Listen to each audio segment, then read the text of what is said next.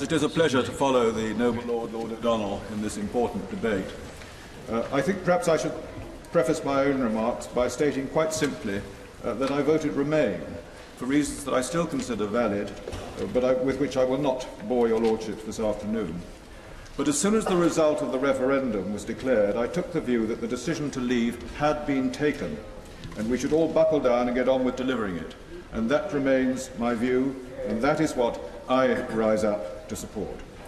The bill we're debating, at once both vitally important and utterly prosaic, simply starts the clock ticking and lets negotiations begin and in due course end. That is its purpose.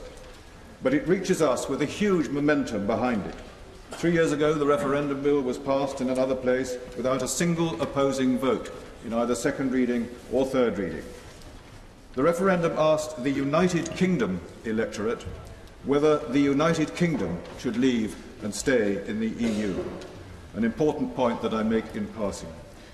The result last June was close but clear-cut, and though technically it was advisory, the outcome was reinforced beyond any doubt by the repeated commitment of the government, both in its 2015 manifesto and throughout the campaign, to implement it.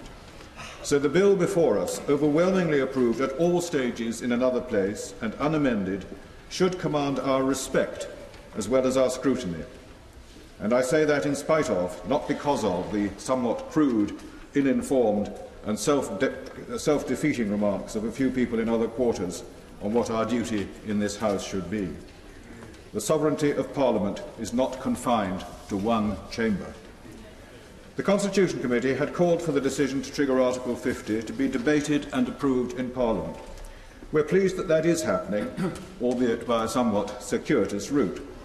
And I hope the Government will consider carefully the remarks of the noble and learned Lord Hope of Craighead about the approval that is to be sought at the end of negotiations. We have called in the past for fast-tracking to be justified on the face of such a bill, and that has happened in this case, and we welcome it. It is unusual for a bill with constitutional implications to be fast-tracked, but this bill's significance and the political implications driving the timetable have been widely acknowledged. Its clarity and its brevity make fast-tracking more palatable, and so long as this exceptional situation sets no precedent on constitutional issues, I think it should be acceptable to your lordships. We in the Constitution Committee sometimes complain on your lordships' behalf about long bills inadequately scrutinised in another place, but that can hardly apply in this case. Indeed, the very brevity of the bill underlines its singleness of purpose, and that is its strength, which we should not seek to undermine.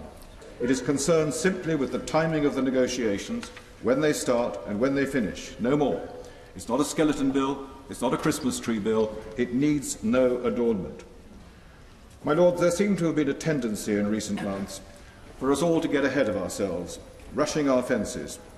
Every time more information emerges, the demand comes for still more, ignoring the advances already made and all the debates and statements and committee work now underway, which my noble friend, the Leader of the House, illustrated in her speech.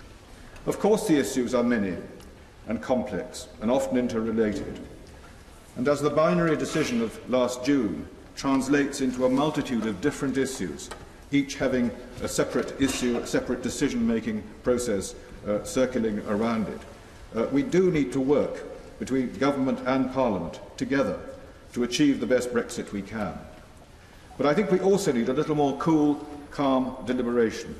That should reveal that a lot of things are beginning to fall into place. The Prime Minister's Lancaster House speech certainly carried things forward, and the White Paper was full of information and undertakings that surely render many of the amendments now in contemplation unnecessary. I believe the Lancaster House speech was transformative.